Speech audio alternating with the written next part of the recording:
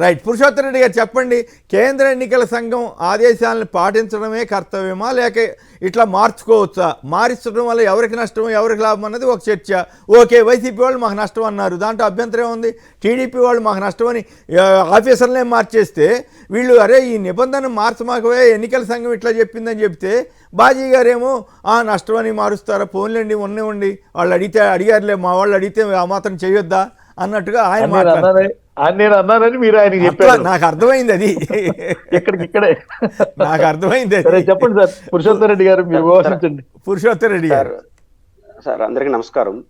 Final గా ఇంకొకటి కూడా చెప్పండి, ఎన్నికల సంఘానికి బాబు వైరస్ సోకిందా సజ్జల గారు అంటున్నట్లుగా? సజ్జల రామకృష్ణారెడ్డి గారు చెప్పిన రాజకీయ విమర్శలు ఏదైతే పచ్చ వైరస్, నేను వాటి జోలికి వెళ్ళాను, ఆ భాష నేను వాడలేను, అది రాజకీయ ప్రత్యర్థులు మాట్లాడడం నేను వాళ్ళ ఇష్టం. పాయింట్ ఏంటంటే ఆయన అంపైర్ గా వ్యవహరించాలి కరెక్ట్ అనే పదం వాడాడు, దాంతో నేను పూర్తి ఏకీభవిస్తున్నాను. అంపైర్ పని ఏంటంటే రెండు జట్ల మధ్య పోటీ జరుగుతున్నప్పుడు ఆ రెండు జట్లు వ్యక్తం చేసే ప్రతి అభ్యంతరానికి సమాధానం చెప్పాలి, డెసిషన్ తీసుకునేటప్పుడు రూల్స్ ప్రకారం తీసుకోవాలి. ఇది అంపైర్ చేయాల్సిన పని. ఇక్కడ కూడా ఎలక్షన్ కమిషన్ కూడా రెండు పార్టీల మధ్య వాద ప్రతివాదాలు వచ్చినా విమర్శలు వచ్చినా సమాధానం చెప్తూ తన డెసిషన్ తాను తీసుకోవాలి రూల్స్ ప్రకారం. ఇట్లా చేయడంలో ఎలక్షన్ కమిషన్ కొన్ని చోట్ల, రాష్ట్రం అంతా అని చెప్పం, కొన్ని చోట్ల అభ్యంతరకర పాత్ర పోషించింది, సరైన పాత్ర పోషించలేదు, నిర్లక్ష్యం పాత్ర, ఏకపక్షం కూడా వ్యవహరించింది. మనం Macherla postal ballot, chief secretary గారి వ్యవహారం మూడు చూడండి, ఎలక్షన్ కమిషన్ యొక్క పార్షియాలిటీ ఎలా ఉంటుందో అర్థమవుతుంది.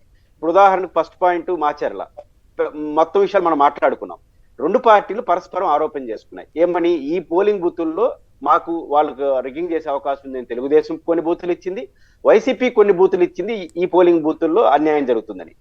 ఎలక్షన్ కమిషన్ కానీ పలు అధికారులు తెలుగుదేశం అభ్యంతరం చెప్పిన చోటంతా పోలీస్ బెటాలియన్ పెడుతుంది, వైసీపీ అభ్యంతరం చెప్పిన చోటంతా సింగిల్ కానిస్టేబుల్ పెడుతుంది. ఇది అభ్యంతరకరం కదా. మొట్టమొదటి విషయం, సింగిల్ కానిస్టేబుల్ పెడుతుందానికి ఒక పెద్ద ఉదాహరణ రామకృష్ణారెడ్డి గారి ఈవీఎం ఘటన ఉంది కదా. అక్కడ తెలుగుదేశం ఏజెంట్ పోయి ఎందుకు కట్టుకోవాలి, అక్కడ బెటాలియన్ ఉంటే వాళ్ళే పోయి అట్టుకుంటారు కదా. అంటే అక్కడ సింగిల్ కానిస్టేబుల్ పెట్టారు అనేదానికి ఇది ఒక ఉదాహరణ మాత్రమే. రెండో అంశం, ఒక వీడియో ఒక పోలింగ్ బూత్ లో వచ్చినప్పుడు అక్కడ రామకృష్ణారెడ్డి గారు చేస్తున్న ఆరోపణ ఏంటి? ఆ రిగ్గింగ్ జరిగింది, మా ఏజెంట్లు కొట్టి తరిమేసినారు, మా ఏజెంట్లు కొట్టి తరిమేశారని ఒక రాజకీయ పార్టీ ఆరోపించడం అవునో కాదు చెప్పాలి కదా ఎలక్షన్ కమిషన్. మీరు చెప్పింది అబద్ధమనే చెప్పాలి, విచారణ చేసి చెప్పాలి. అదే వీడియోలో ఒక ఘటనను చూపిస్తారు, రెండు ఘటనల విషయంలో ఆరోపణ మంచో చెడ్డ కూడా చెప్పకపోతే పార్షియాలిటీ ఉన్నట్ట కాదా? ఇది first point. Postal ballot Kommineni గారు, ఎలక్షన్ కమిషన్ చేసింది రూల్స్ కి అగేనెస్ట్ కాదు, రేపు లా అండ్ ఆర్డర్ సమస్య వస్తుంది. ఎందుకు వస్తుంది అంటున్నానంటే లా అండ్ ఆర్డర్ సమస్య, ఇప్పుడు సుందరరామ శర్మ గారు నేను రెండు పార్టీల ఏజెంట్లుగా ఉంటాం. వాళ్ళు ఏం చెప్తున్నారు? ఆ సంతకంకి ఏదైనా మీకు అభ్యంతరాలు ఉంటే ఆడ తేల్చుకోండి ఆడబోతా అంటున్నారు. ఇప్పుడు ఆయన తెలుగుదేశం, నేను వైసీపీ ఉంటా, లేకపోతే నేను వైసీపీ, ఆయన తెలుగుదేశం ఉంటాడు, నాకు ఓటు రాదు, నేను చేసే మొదటి పని ఆ సంతకం అయింది కాదంట, లేకపోతే ఆయనకు ఓటు రాకపోతే అంట. అప్పుడు మేము పోయి ఇద్దరు కొట్లాడుకోవాలి అక్కడ, ఎక్కడ? ఎలక్షన్ కమిషన్ ఆఫీస్ ముందు, రారో ముందు. అది తేల్చాలంటే ఆయన ఏం చూపించాలి? పాత్ర చూపించాలి, ఇది ఆయన పొందని. నేను ఒప్పుకోను అంట, ఆడ కామా ఇటు పోయింది అంటాను, మేము ఇద్దరు కొట్టుకొని చావాలి. ఇది ఆ లా అండ్ ఆర్డర్ సమస్య కాదు, రేపు లేట్ అవ్వదు. మీరు నిర్దిష్టంగా సంతకం గుడ్ వదిలేయండి, స్టాంప్ ఎందుకు పెడతారు? ఈ సంతకంలో ఏదైనా చిన్న చిన్న తేడాలు ఉన్నా ఆ స్టాంప్ వేస్తే క్లారిటీ వస్తుందని. కనీసం వాళ్ళు రిటర్న్ గా ఉంటే నేను ఏకీభవిస్తున్నాను అని చెప్పి సంతకం పెట్టాలి.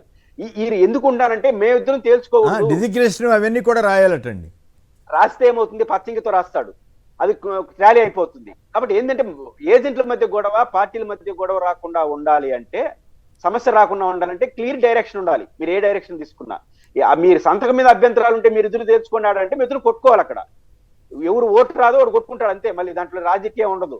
ఇది చాలా అభ్యంతరకరం. ఎలక్షన్ కమిషన్ పునరాలోచించుకోవాలి, ఏ డెసిషన్ అయినా తీసుకోండి. రెండో, ఇక్కడ ఇంకో లాజిక్ ఉంది, ఓటు ప్రధానం కదా. ఎస్, నేను పోయి పోలింగ్ బూత్ లో కొమ్మినేని గారు, నాకు తెలుగుదేశం ఇష్టం, సైకిల్ గుర్తుకు వేయాలని పోతా, పొరపాటున ఫ్యాన్కి వేస్తా, అయ్యో పొరపాటు అయిపోయిందండి, నేను సైకిల్ గుర్తుకే వేయాలని వచ్చాను, నాకు ఇంకోసారి ఇస్తారంటే ఇస్తారా? ఇప్పుడు ఈ పోస్టల్ బ్యాలెట్ కంటే ఇప్పుడు సమస్య ఏంది? టీచర్లు వీళ్ళందరూ ఓట్లు వేశారు, ఆ ఓట్లు వేసిన చోట సంతకాలు పెట్టే దాంట్లో ప్రాబ్లం వచ్చింది, సీల్ వేసే దాంట్లో అధికారం ఎవరు తప్పండి? పెట్టనే అధికారణ తప్పు, పెట్టించుకున్న ఓటర్ అన్న తప్పు, వాళ్ళిద్దరిపైన చర్య తీసుకోండి. కాబట్టి ఓటేసాడు కాబట్టి ఎట్లా ఓటు నాకడే అంటారు. రేపు నేను ఎక్కడైతే నేను వేయాలనుకున్నోడికి వేయలేదో అక్కడ మళ్ళీ రెండోసారి అవకాశం ఏంటి, నేను మళ్ళీ వేసుకుంటా, ఇస్తారా? కాబట్టి నష్టం పాయింట్ కాదు, నష్టం వచ్చిన పార్టీ ఏది అనేది ఎన్నికలు తేలుతుంది. కానీ పాయింట్ ఏంటంటే రూల్స్ అనేది సమబుద్ధిగా ఉండాలి. ఇది ఫస్ట్ పాయింట్. ఎలక్షన్ కమిషన్ చేస్తున్న ఇంకోటి ఏంటంటే, ఇప్పుడు జవహర్ రెడ్డి గారి పైన ఆరోపణలు వచ్చినాయి, లేదా వాళ్ళపైన దానిపైన కంప్లైంట్ ఇచ్చారు. పురంధేశ్వర్ గారి పైన అభ్యంతరాలు ఎందుకు వస్తాయంటే, పురంధేశ్వరి గారు సీఈఓను ఎవరినైనా మార్చమని కంప్లైంట్ చేసే అధికారం ఆమెకు ఉంది, కానీ ఎవరిని పెట్టమని చెప్పే సిఫారసు చేసే అధికారం ఆమెకు లేదు. ఆ పరిధి దాటి ఆమె వ్యవహరించింది. ఒక చీఫ్ సెక్రటరీ ఎట్లయితే ప్యానల్ ఇస్తాడో ఆమె ప్యానల్ ఇచ్చేసింది. ఈ ముగ్గురు ఊరిని పెట్టండి, డీజీపీ ఊరిని పెట్టాలి, ఎస్పీ ఊరిని పెట్టాలి, మూడు ప్యానల్ ఇచ్చేసింది ఆమె. ఇది అభ్యంతరం అండి, మీ పరిధి కాదని ఎలక్షన్ కమిషన్ ఆమెకు చెప్పాలి కదా. చెప్పకపోతే ఎలక్షన్ కమిషన్ ఏమంటారు, పరిధి దాటి ఎవరైనా కంప్లైంట్ ఇస్తే అభ్యంతరం కూడా చెప్పాలి. మీ పరిధి ఏదైనా ఉంటే డీజీపీ మీద అభ్యంతరాలు ఉంటే చెప్పండి, నోట్ చేసుకుంటాం, విచారిస్తామని చెప్పాలి, యాక్షన్ తీసుకోవాలి. కానీ మీరు ప్యానల్ ఇచ్చినప్పుడు భారత రాజకీయాలు ఎప్పుడు లేని సాంప్రదాయాన్ని పెట్టినప్పుడు ఇది అభ్యంతరకరం అని చెప్పే మాట చేశారు. దాంట్లోనే మీరు ఎస్పీలు ఇచ్చారు, దీన్ని ఏమనాలి? కాబట్టి ఖచ్చితంగా పురంధేశ్వరి గారిపై ఈ మొత్తం వ్యవహారం చెప్పి ఎలక్షన్ కమిషన్ ఫెయిర్ గా వ్యవహరించలేదు కొన్ని సంఘటనల్లో. ఇది ఖచ్చితంగా election commission, Delhi election commission జోక్యం చేసుకోవాలి. చేసుకోకపోతే ఏమవుతుందంటే ఎలక్షన్ కమిషన్ అభ్యంతరకం, దానివల్ల ఏమవుదు, గెలిపోవటం ఏం మార్చలేరు. ఆ పోస్టల్ బ్యాలెట్ లేట్ అవుతుంది చూడండి, పోస్టల్ బ్యాలెట్ ఫస్ట్ చేస్తారు కదా, ఈ కొట్టుకొని చివరికి మధ్యాహ్నం వరకు జరుగుతుంది. ఎవడు ఒప్పుకోడు, ఓటు రాని ప్రతి ఒక్కడు నాకు ఒప్పుకొని ఆ సంతకం అంటాడు. ఇక ప్రతి సంతకాన్ని గొడవ వేసుకోవాలి. ఇది మంచిదా రాజకీయాల్లో? ఖచ్చితంగా దీని కారణంగా లేట్ అవుతుంది, గొడవ అవుతుంది, లా అండ్ ఆర్డర్ సమస్య వస్తుంది. కాబట్టి ఇప్పటికైనా కేంద్ర ఎలక్షన్ కమిషన్ ఈ అభ్యర్థుల మధ్య తేలే వ్యవహారంగా కాకుండా డైరెక్ట్ గా ఎలక్షన్ ఆఫీసర్ నిర్ణయం తీసుకునేట్టుగా స్టాండర్డ్ ఉత్తర్వులు ఇస్తేనే ఈ సమస్య పరిష్కారం అవుతుంది. అయితే ఇక్కడ ఒక పాయింట్ చెప్పండి. ఇందాక నేను కూడా గతంలో మాట చెప్పాను, తెలుగుదేశం కూటమిలో ఎలక్షన్ కమిషన్ కూడా చేరిపోయినట్టుంది. ఎంపైర్ పాత్ర కంటే కూడా అది ఇండియా పాకిస్తాన్ మధ్య క్రికెట్ ఆడుతుంటే పాకిస్తాన్ క్రికెటర్ అడిగాడంట సునీల్ గవాస్కర్నే ఉన్నాం, లేదు ఇండియా వాళ్ళని అడిగితే మాకు సునీల్ గవాస్కర్ ఉన్నాడు, సచిన్ టెండూల్కర్ ఉన్నారు, కాబట్టి మేము గెలుస్తామని. కానీ పాకిస్తాన్ వాళ్ళని అడిగితే మాకు ఎంపైర్ ఉన్నాడంట. అట్లాగే ఇప్పుడు తెలుగుదేశం కూటమి పరిస్థితి ఆ రకంగా ఎంపైర్ మీద ఆధారపడే వాళ్ళు రాజకీయం చేస్తున్నారంటారా? ఎలక్షన్ కమిషన్ ఇండిపెండెంట్ బాడీ కాదు, రాజ్యాంగంలో ఇండిపెండెంట్ బాడీ. బీజేపీ వచ్చిన తర్వాత బీజేపీ సొంత సంస్థగా దాన్ని మార్చుకునింది. ఇది స్ట్రైట్ అవే ఆరోపణ కాదు, నిజం. చీఫ్ జస్టిస్ ఆఫ్ ఇండియా ఉన్నటువంటి నియామకంలో చీఫ్ జస్టిస్ ఆఫ్ ఇండియాని తీసేసి ప్రధానమంత్రి నామిని ప్రతిపక్ష నాయకుడు కూర్చొని నిర్ణయించాలని ఎప్పుడైతే డెసిషన్ తీసుకున్నారో దాంతో అది కేంద్ర ప్రభుత్వం నామినేటెడ్ సంస్థగా మారిపోయింది. మన జరిగిన ఇద్దరు ఎలక్షన్ కమిషన్ ఏమైంది, ప్రతిపక్ష నాయకుడు అభ్యంతరం చెప్పాడు, ప్రధానమంత్రి నామిని ఎవరు, కొమ్మినేని గారు కూర్చోతూ ఉంటాడా, వాళ్ళు మనిషే ఉంటాడు. ప్రధానమంత్రి కలిసి ఇద్దరిని పెట్టింది. ఇప్పుడు ఆ ఇద్దరు ఎవరు, బీజేపీ ప్రతినిధులు బీజేపీ నామినేట్ చేసిన వాళ్ళుగా, కేంద్ర ప్రభుత్వం నామినేట్ చేసిన వాళ్ళుగా ఇంకా ఎలక్షన్ కమిషన్ ఎంత అందంగా పనిచేస్తుంది. కాబట్టి ఖచ్చితంగా ఆ ఎలక్షన్ కమిషన్ అనేది బీజేపీ చెప్పినట్టు ఏంటందన్న దానికి వాళ్ళ నియామకం కారణం అవుతుంది. కాబట్టి ఇప్పుడు బాజీ గారికి ఎందుకు కోపం వస్తుంది, వాళ్ళు నియమించిన కమిటీ మీద విమర్శ, బీజేపీ పురంధేశ్వర్ గారిని విమర్శిస్తే ఎంత కోపం వస్తుందో ఎలక్షన్ కమిషన్ విమర్శిస్తే అంత ఎందుకు కోపం వస్తుంది? వాళ్ళు నియమించిన కమిటీ అది, వాళ్ళు నియమించిన కమిషన్ పైన వాళ్ళకి కాబట్టి ఎవరికి కోపం వస్తుంది? కాబట్టి ఎలక్షన్ కమిషన్ నియామకమే అభ్యంతరకరం. సుప్రీంకోర్టు చీఫ్ జస్టిస్ ఉన్న దాన్ని తీసేయడంలో లాజిక్ ఏంటో చెప్పాలి. సుప్రీంకోర్టు చీఫ్ జస్టిస్ భారత అత్యున్నతమైన ప్రధాన. అయితే ఒక్క పాయింట్ మీద ఇంకొక పాయింట్ సమాధానం చెప్పండి. ఎందుకు ఈనాడు, ఆంధ్రజ్యోతి ఇప్పటికి కూడా జగన్ గారి ప్రభుత్వం మీద విపరీతమైన విద్వేషంతో వారు వారం రోజుల్లో నిజంగా అధికారంలోకి వచ్చేటుంటే అప్పుడు చూసుకుందామని వదిలేయచ్చు కదా. ఇప్పటికీ ఎందుకు అంత చెదారం అంతా పోగు చేసి రాస్తున్నారు? ఆంధ్రప్రదేశ్లో ఒక రకంగాను, తెలంగాణలో ఒక రకంగాను, ఇక్కడ రైతులు విత్తనాలు కోసం ఎంత ఆందోళన జరిగితే ఈనాడు వాళ్ళు ఫస్ట్ వేలో పొరపాటును కూడా వేయలేదండి. సో ఇక్కడేమో కాంగ్రెస్కి బాకాలు ఊతున్నాడు రామోజీరావు, అక్కడికి వచ్చేసరికి తెలుగుదేశానికి బాకాలు ఊత్తడం కోసం నానా తంటాలు పడుతున్నారు. ఏమిటి వాళ్ళలో నమ్మకం సడలిందంటారా?